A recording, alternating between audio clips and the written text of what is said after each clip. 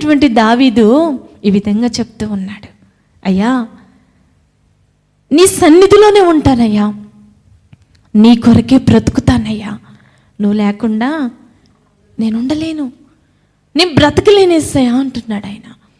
ఏ రోజైనా చెప్పగలిగావా? ఏ రోజైనా ఇటువంటి భక్తి చేయగలిగావా? ఒంటరిగా ఉన్నాడు. దావీదుని అందరూ ద్వేషించారు.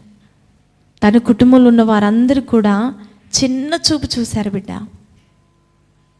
వీడు పనికిరాని వాడు, వాడు ఎక్కడో అడవిలో ఉండేవాడు, వాడు వస్త్రాలు చూస్తే దుర్వాసన వస్తాయని అందరూ హేళన చేశారు. బిడ్డ, అందరూ హేళన చేసినప్పటికీ, అందరూ తృణీకరించినప్పటికీ, నా అన్నలే ద్వేషించారని తను అనుకున్నప్పటికీ ఆయన ఏం చేశారంటే, నా